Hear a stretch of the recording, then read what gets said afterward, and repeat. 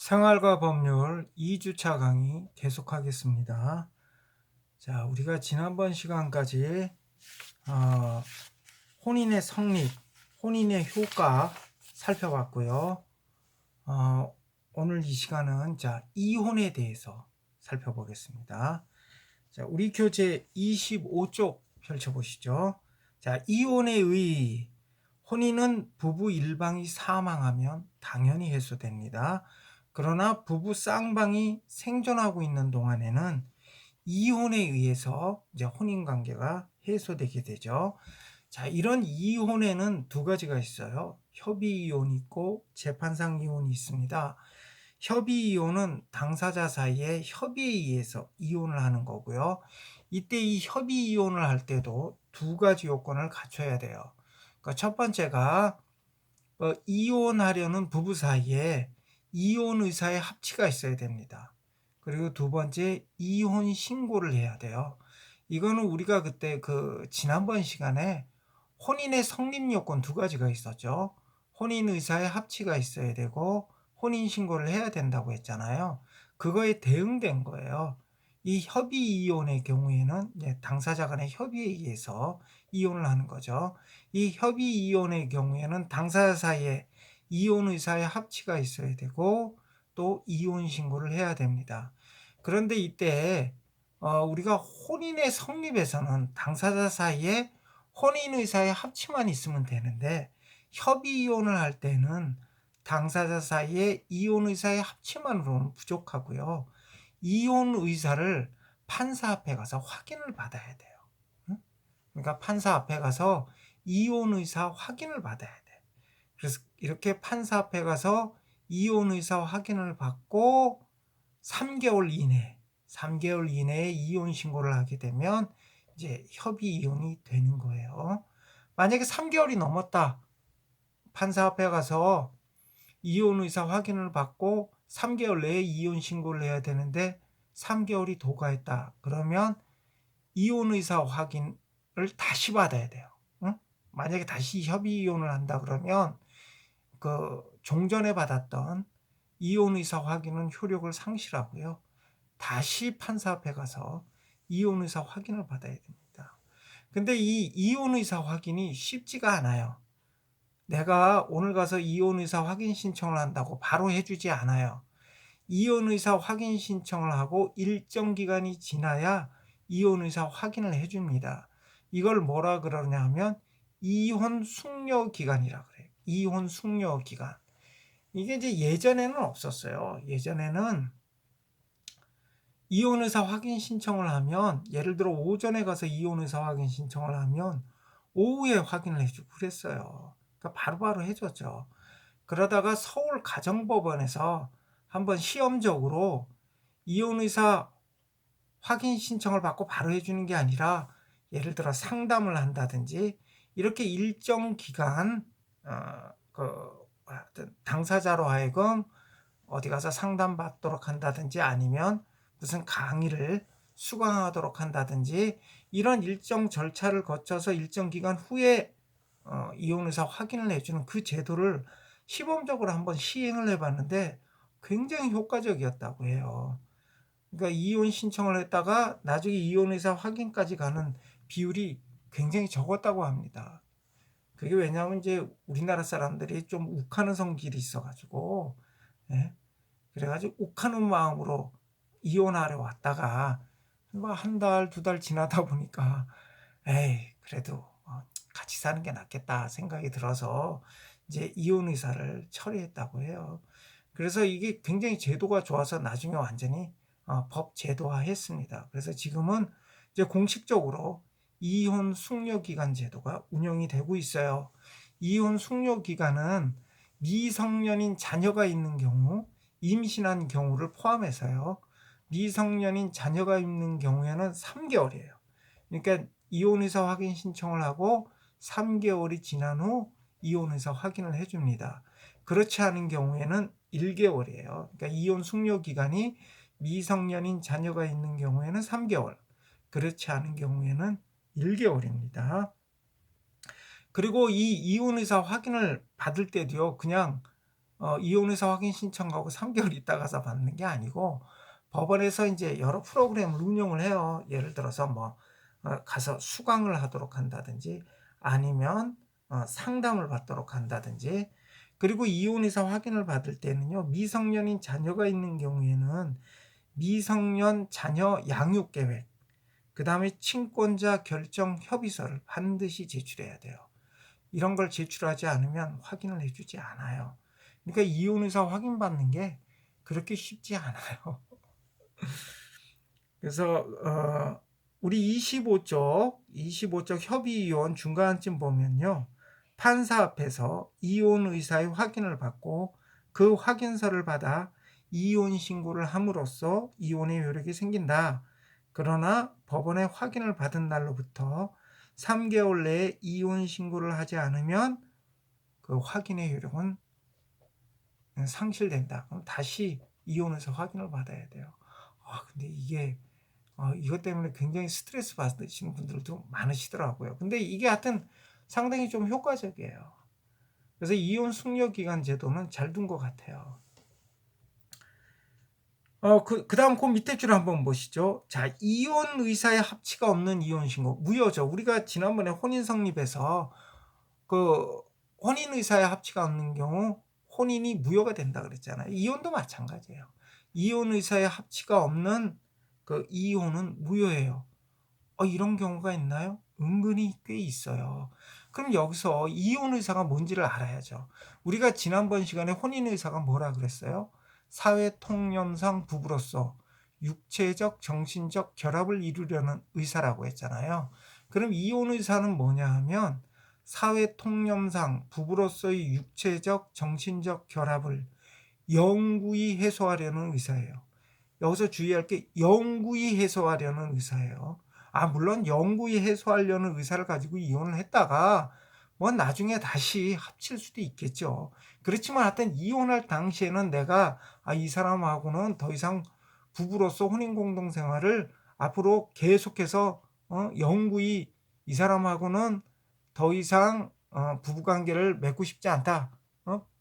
혼인 생활 관계를 더 이상 유지하고 싶지 않다. 그런 의사를 가지고 이혼을 해야 된다는 거죠. 이렇게 영구히 해소하려는 의사가 아니고 일시적으로 해소하려는 의사는 이거는 이혼 의사가 아니에요. 응? 그런 이혼은 뭐야? 무효예요, 무효. 이 우리가 이제 지난번에 가장 혼인이 있다고 했잖아요. 주로 가장 혼인은 우리나라의 불법 입국할 목적으로 동남아 여성이라든지 중국 여성들이 이제 과거에 왕왕 사용했었던 방법인데요.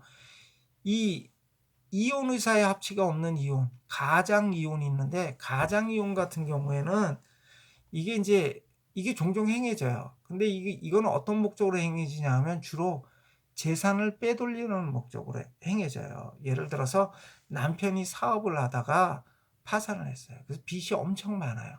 그래서 채권자들이 인제 돈 달라고 이제 막 달려들죠. 그럴 경우 가장 합법적으로 재산을 빼돌리는 방법이 이혼을 하면서 자기 처앞으로 재산 분할을 해 주는 거예요. 응? 이 재산 분할 같은 경우에는 우리가 그 사행위 취소 소송이라고 있어요. 사행위 취소 소송이란 게 뭐냐 하면 사해행위, 누군가를 해야 하는 행위죠. 누군가를 해야 하냐면 채권자를 해야 하는 행위예요. 그러니까 채무자가 자신의 재산을 빼돌려서 채권자를 해야 하는 행위를 사해행위라고 하는데, 이 사해행위의 취소를 구하는 소송을 사해행위 취소 소송이라고 해요. 그런데 이혼을 하면서 재산 분할을 받은 경우에는요, 그거는 사해행위 취소의 대상이 되지 않는다는 게 우리 판례예요. 그러니까 만약에 이혼을 하면서 내 재산을 처앞으로 다 돌려놓으면 채권자 입장에서는 할 방법이 없어요. 이걸 노리고 이 가장 이혼하는 경우가 꽤 있어요. 응? 그렇게 하면 안 되죠. 그건 이혼으로서 효력이 없는 거죠. 사실 엄밀히 따지면 그건 재산분할 청구로서 효력도 없는 거예요. 왜냐하면 재산분할 청구는 이혼을 전제로 한 개념이거든요. 그런데 사실 가장이혼은 밝혀내기가 굉장히 어려워요. 그래서 이 가장이혼이 채무자들이 재산을 빼돌리는 수단으로 좀 많이 이용되고 있어요. 악용되고 있는 거죠. 근데 하여튼 이런 가장이혼 같은 경우에는 무효다 이거예요. 무효다. 사기 또는 강박으로 이혼을 한 경우에는 사기를 안 날, 강박을 면한 날로부터 3개월 이내에 법원에 이혼의 취소를 구할 수 있다. 우리가 지난번에 혼인의 취소에 대해서 우리가 살펴봤었죠. 혼인의 취소의 경우에는 소급효가 없었죠. 장래효밖에 없었잖아요. 그러니까 혼인을 취소하게 되면 혼인의 효력은 취소한 때로부터 장래에 향해서 발생하고 그 혼인이 취소될 때까지는 유효한 혼인이라 그랬어요. 그래서 법률 관계가 이혼과 유사하다 그랬죠. 그래서 거기서는 이혼의 규정이 준용이 돼 가지고요. 예를 들어서 뭐 양육권자 결정이라든지 만약 자녀를 출생한 경우, 그다음에 재산 분할 청구라든지 이런 규정이 준용이 된다 그랬잖아요. 근데 이제 이혼의 취소의 경우에는 어떻게 되냐면 이혼의 취소는 소급효가 있어요. 왜 여러분들이 헷갈리시면 안 돼요. 혼인의 취소는 소급효가 없어. 장래효밖에 없어요. 근데 이혼의 취소는 소급효가 있어요. 이혼을 취소한 때는요. 당초 이혼한 때로 소급해서 그와 같은 이혼이 없었던 것으로 취급돼요. 그러니까 소급효가 있죠. 이혼을 취소하게 되면 이혼의 효력이 소급해서 소멸한다. 소급해서 소멸한다. 그리고 이혼의 취소도 가정법원의 이혼의 취소를 구하는 방법으로 해야 돼요. 단순한 의사표시로 이 이혼 취소야 이런다고 취소되지 않아요. 가정법원에 이혼의 취소를 청구하는 방법으로 이혼을 취소해야 돼요. 요게 이제 협의 이혼이에요. 당사자 사이에 협의에 의해서 하는 이혼. 그리고 이때 이혼 의사의 합치가 있어야 되고 이혼 신고가 있어야 되고 그리고 이혼 의사의 합치가 있는 경우에도 뭐예요? 가정법원 판사 앞에 가서 이혼 의사 확인을 받아야 된다. 그리고 이 협의 이혼에 있어서 이혼 신고는요. 창설적 신고예요. 우리가 이제 그 가족법상 신고 중에 창설적 신고, 보고적 신고라는 게 있어요. 창설적 신고는 신고를 함으로써 어떤 법적 효과가 발생하는 거고 보고적 신고는 이미 효과가 발생을 했는데 어떤 가족관계 등록부를 정리한다든지 이런 목적으로 하는 신고를 보고적 신고라 그래요. 우리가 이제 혼인의 성립에 있어서 혼인신고 있죠. 그건 창설적 신고예요. 왜냐하면 혼인신고를 해야 법률상 혼인으로서 성립하니까. 그리고 협의 이혼에 있어서 이혼신고도 창설적 신고예요. 왜? 이혼신고를 해야 이혼으로서의 법적 효과가 발생하거든요. 그런데 우리가 이제 협의 이혼이 성립하지 않으면 그 다음에 이제 재판상 이혼을 하게 되죠. 자, 재판상 이혼을 하는 경우에도 이혼신고를 해요. 근데 재판상 이혼은 언제 이혼의 효과가 발생되냐 하면요. 이혼 판결이 확정된 때 발생해요. 이혼 판결이 확정된 때 혼인관계가 해소가 되고요. 이 재판상 이혼에서도 이혼 신고를 하긴 하는데 이때 이혼 신고는 보고적 신고에 불과해요. 가족관계 등록부를 정리하기 위한 목적으로 행해지는 거죠. 왜? 재판상 이혼은 이혼의 효과가 이혼 판결이 확정된 때 발생하니까. 응? 응. 자, 협의 이혼이 성립하지 않는 경우에는 그 다음에는 이제 재판상 이혼을 청구할 수밖에 없죠. 자, 재판상 이혼 사유에 대해서는 우리 민법이 6가지 이혼 사유를 규정을 하고 있어요. 한번 볼까요? 첫 번째, 배우자가 부정한 행위를 한 때. 두 번째, 배우자가 악의로 다른 일방을 유기한 때. 세 번째, 배우자나 그 직계 존속으로부터 심히 부당한 대우를 받은 때. 네 번째, 자기 직계 존속이 배우자로부터 심히 부당한 대우를 받은 때. 다섯 번째, 배우자의 생사가 3년 이상 분명하지 않은 때. 여섯 번째, 기타 혼인을 계속하기 어려운 중대한 사유가 있는 때. 자, 이렇게 6가지 재판상 이혼 사유를 우리 민법이 규정을 하고 있어요. 이와 같은 재판상 이혼 사유가 있는 경우 이제 이혼을 할 수가 있죠. 자, 첫 번째, 배우자의 부정행위. 이 부정행위는 뭐냐 하면요. 정조 의무. 우리가 혼인을 하게 되면 부부 사이에 정조 의무를 부담한다 그랬잖아요. 이 정조 의무에 반하는 일체의 행위가 부정행위예요.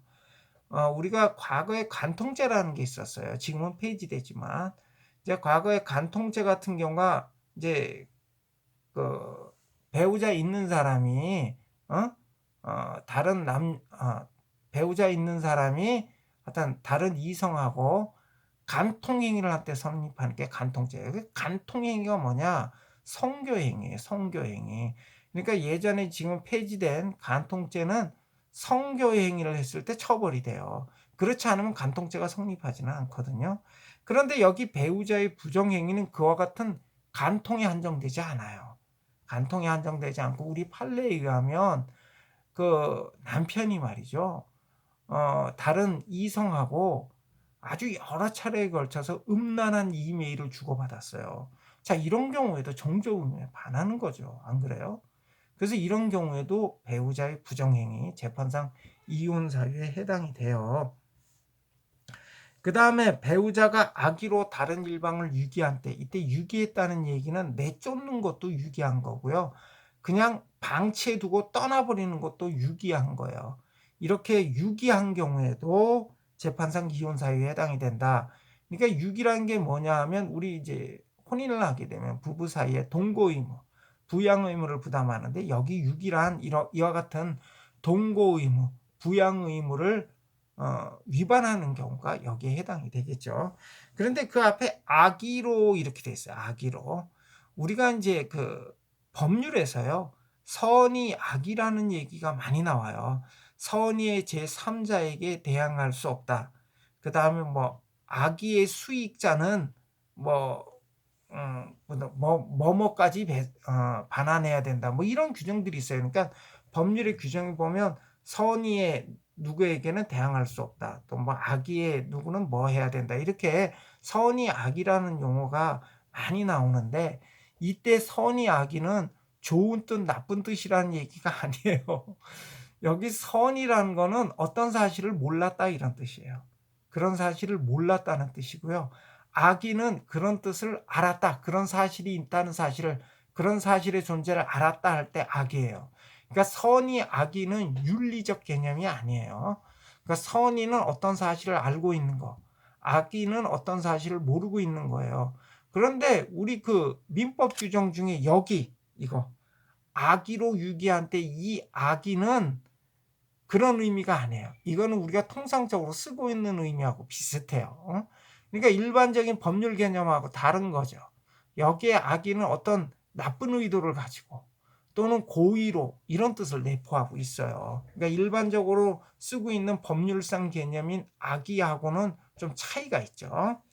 오히려 우리가 이제 일반적으로 알고 있는 그 악의 그 개념의 어떤 나쁜 의도를 가지고 또는 뭐 어떤 고의로 이렇게 상대방이 해를 입을 거라는 사실을 알고 뭐 이렇게 이제 유기한 때 재판상 이혼 사유가 된다. 다음에 배우자나 그 직계 존속으로부터 심히 부당한 대우를 받을 때 여기 이 부당한 대우는요. 신체적, 정신적 학대 행위를 말하고요. 이때 심이란 부부 공동 생활을 유지할 수 없을 정도. 그러니까 부부 공동 생활을 유지하기 어려울 정도의 정신적, 신체적 학대 행위를 한 경우를 우리가 심히 부당한 대우를 했다. 이렇게 이제 보는 거죠. 자, 26쪽 한번 보시면요.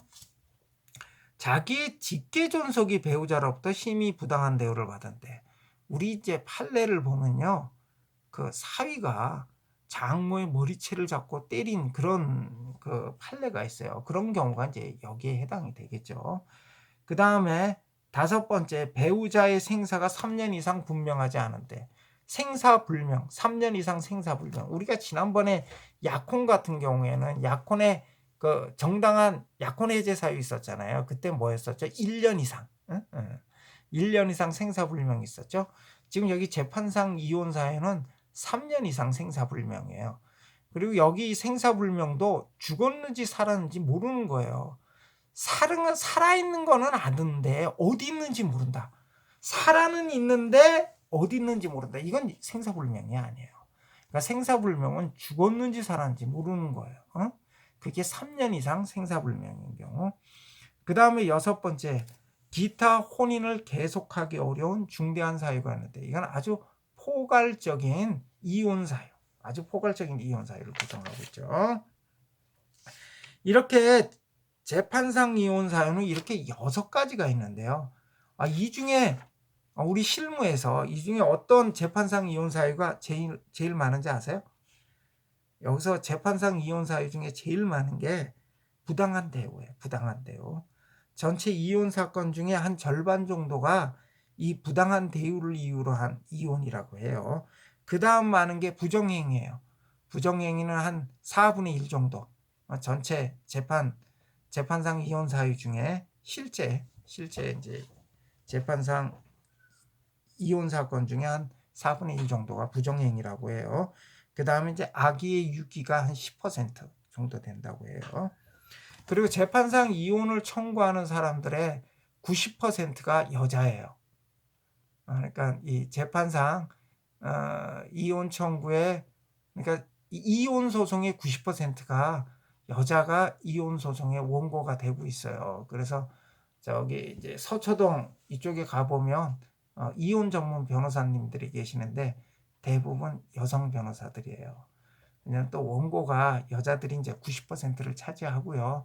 아무래도 이제 여자들끼리 서로 어떤 뭐라 그러냐 이해도라든지 이게 높다 보니까 이혼 전문 변호사는 여성 변호사님들이 많아요.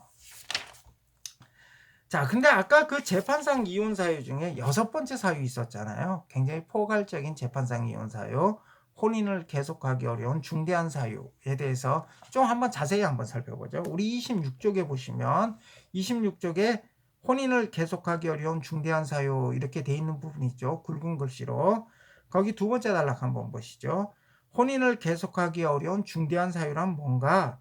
혼인 공동생활의 회복이 불가능하다라고 인정될 만큼 심각하게 혼인관계가 파괴된 그런 상태를 말한다.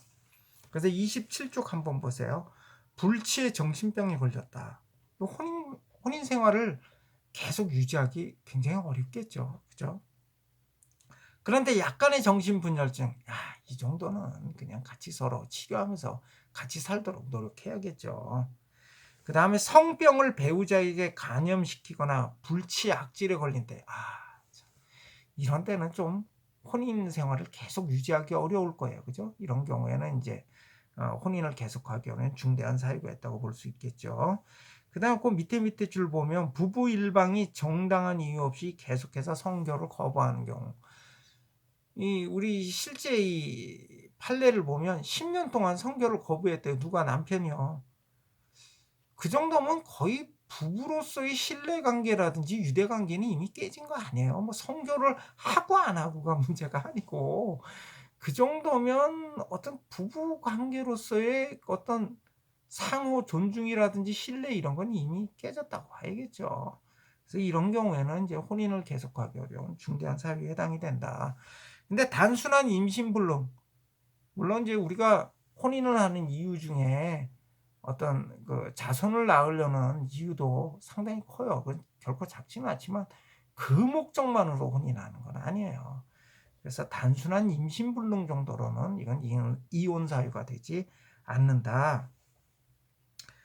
그리고 그 밑에 보시면 배우자가 범죄 행위로 처벌되어 혼인 생활이 파탄에 이른 경우, 예를 들어서 무슨 남편이 강도 치사죄인가를 저질러 가지고 유죄 판결을 받고 징역 15년을 선고받았어요. 실제 사례에서. 자, 그런 경우에도 아내가 옥바라지 하면서 남편이 출소할 때까지 기다리고 그거야 뭐 아주 도덕적으로 칭찬받을 일이죠. 근데 법이 그렇게 하라고 강요할 수는 없어요. 그렇잖아요. 남편이 강도치사죄 저질러 가지고 이 15년 동안 교도소에 있는데 그걸 그 교도소에 출소할 때까지 기다리라 할 수 있겠어요. 이 정도면 자녀 교육이라는 측면에서도 이혼하는 게 나을 수도 있어요. 그 다음에 마약 중독, 알코올 중독. 이게 죄송스러운 얘기인데요. 나도 이제 웬만하면 학생들한테 한번 혼인할 땐 정말 신중하게 해야 돼요. 한 번 생각하고 2번 생각하고. 그래서 혼인할 땐 신중하게 하고 혼인을 하고 난 다음엔 이건 내가 선택한 배우자다. 이렇게 생각하면 안 된다 그랬죠. 그때는 뭐라 그랬어요? 혈족이다. 혈족과 같이 생각해야 돼. 그런데 안타깝게도 알코올 중독, 마약 중독은요, 이혼하는 게 낫습니다. 이거 헤어나는 건요, 굉장히 어려워요. 그래서 혹시 이런 일이 있어서는 안 되겠지만, 만약에 나중에 혼인을 했는데 배우자가 마약 중독이나 알코올 중독이었다 그런다면 자녀 교육이라는 측면에서도 이혼하시는 게 나을 거예요. 굉장히 힘듭니다. 이건 거의 치유가 쉽지 않아요. 응? 응. 물론 이런 와중에도 끝까지 우리 남편, 우리 처를 건강하게 회복시키겠다. 이렇게 하는 거 굉장히 좋죠. 그건 뭐 도덕적으로 칭찬받아야 되지만 아무도 그렇게 하라고 강요할 수는 없어요. 예, 요게 이제 혼인을 계속하기 어려운 이제 중대한 사유에 해당이 되고요. 우리가 이 재판상 이혼과 관련해서 또 하나 쟁점이 되는 게 있어요. 얼마 전에도 이제 대법원에서 뭐 공개 변론도 하고 뭐 그랬던 사안인데요. 이제 유책 배우자의 이혼 청구 문제예요. 유책 배우자라는 게 뭐냐면 혼인관계 파탄에 책임 있는 배우자예요. 예를 들어서 남편이 바람을 폈어요. 그리고 나가서 다른 여자하고 같이 살고 있어요. 그러면서 지금 자기 처를 상대로 이혼 소송을 제기하는 경우. 이런 경우가 아주 전형적인 유책 배우자의 이혼 청구죠. 여러분들은 어떻게 생각하세요? 그거 받아줘야 된다고 생각하세요? 우리 법원은 유책 배우자의 이혼 청구를 받아들이지 않아요. 유책 배우자의 이혼 청구를 받아들이지 않아. 우리가 이제 이혼 법제에 있어서 유책주의, 파탄주의라는 게 있어요. 유책주의 같은 경우에는 내가 지금 말한 것처럼 유책 배우자의 이혼 청구를 배제하는 거고요. 파탄주의는 뭐냐면 누구에게 책임이 있는지 여부를 불문하고 혼인 관계가 이미 파탄에 이르렀다면 이혼하는 게 낫다는 거죠. 그런데 이제 우리 법제는 기본적으로 유책주의에 의하고 있어요. 유책주의에 의해서. 그러니까 이 혼인 관계가 파탄에 이르렀다 하더라도 그 혼인 관계 파탄에 책임이 있는 배우자의 이혼 청구는 법원에서 안 받아준다는 거죠. 내가 지금 방금 전에 예를 들었던 사건 얼마 전에 어디 인터넷이나 뉴스에 많이 보도되지 않았어요. 내가 어느 분이라고 내가 실명을 내가 여기서 거론하기는 힘들고 하여튼 우리나라 모 재벌회사의 회장님께서 지금 자기 법률상 배우자가 있는데 다른 여자하고 아이까지 낳고 지금 같이 살고 있어요. 그래서 얼마 전에 이제 이혼 소송을 제기했는데 법원에서 패소 판결을 받았죠. 왜냐하면 우리 법원은 유책 배우자의 이혼 청구를 받아들이지 않아요.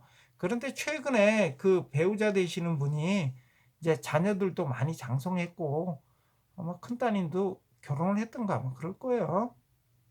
그러니까 나도 이혼하고 싶다.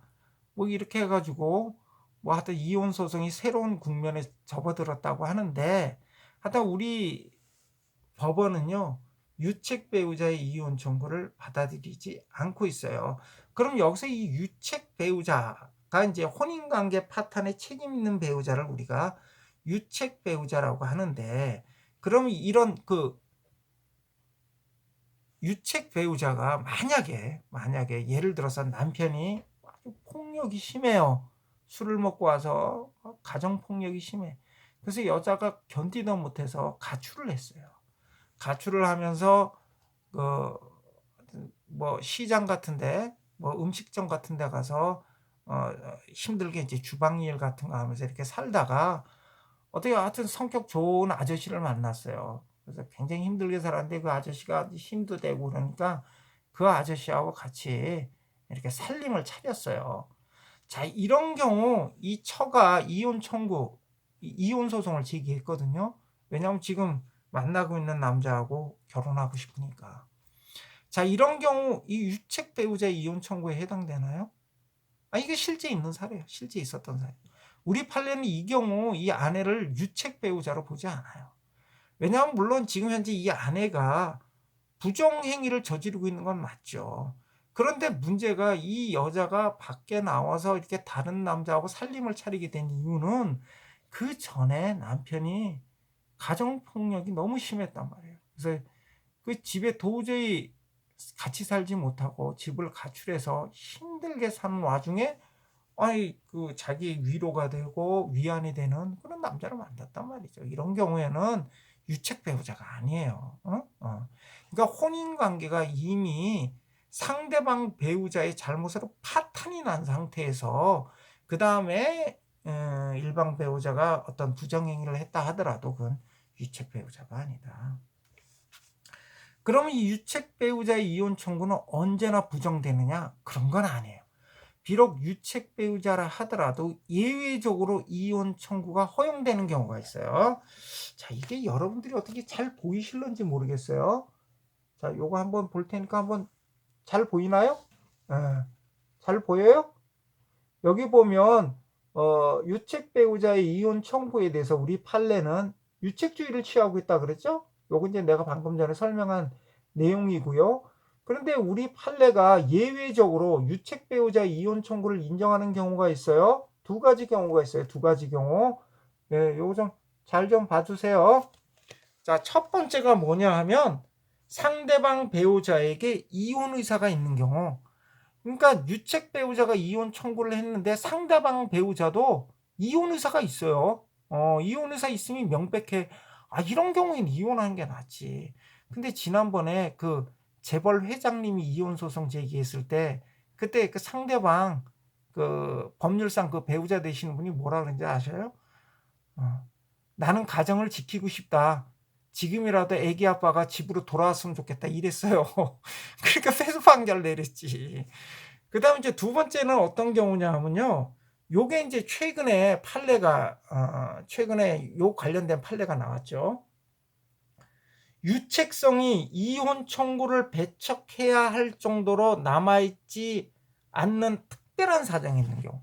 이 사람이 이제 유책 배우자긴 한데 지금 유책성이 남아있지 않다. 더 이상 유책성이 지금 남아있다고 볼 수 없는 어떤 특별한 사정이 있는 경우.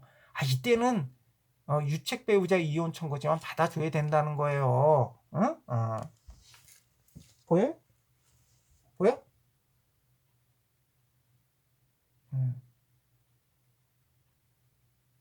보여요? 어떤 경우냐 하면 상대방 배우자 및 자녀에 대한 보호와 배려를 충분히 했어요. 보호와 배려가 충분히 이루어졌고 상당한 세월이 지났어. 상당한 세월이 경과함에 따라 상대방 배우자가 받은 정신적 고통이 점차 약화된 경우. 그리고 실제 사례는 어떤 사례냐면요. 이 남편이 이제 서로 별거를 하면서 남편이 이제 별도 살림을 차렸어요. 자기 가정 생활을 하고 있어. 그런데 이 남편이 이렇게 별거하면서 별도로 살림을 차리고 사는데 25년 동안, 와, 25년 동안 세 자녀의 교육비, 그 다음에 거주 비용, 그리고 결혼 자금까지 다 대줬어요. 자, 이런 경우에는 이 사람도 이혼해서 새로운 가정에서 이렇게 사는 게 낫지 않겠어요? 여러분들은 어떻게 생각하세요? 그래서 우리 판례는 이 정도 됐으면 이거는 아무리 유책 배우자라도 이거는 이혼 청구를 받아줘야 된다. 이렇게 이제 판단을 한 거죠. 응? 그러니까 여기에 해당이 되려면 어떻게 해야 돼요? 상대방 배우자 및 자녀에 대한 보호와 배려가 충분히 이루어졌어야 된다. 그리고 상당한 세월이 경과했어야 된다. 지금 이 사안이 25년이 경과했어. 그리고 세 자녀의 교육비, 그 다음에 주거비용, 결혼자금까지 대줬어요. 자, 이러면은 네가 아버지로서 역할 다 했다 이거야.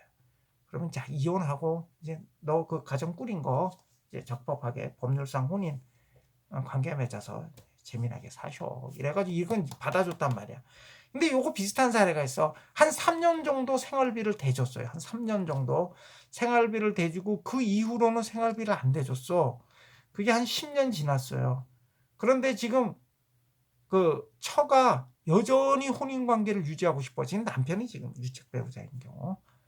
그런 경우는 우리 판례가 받아주지 않았어요.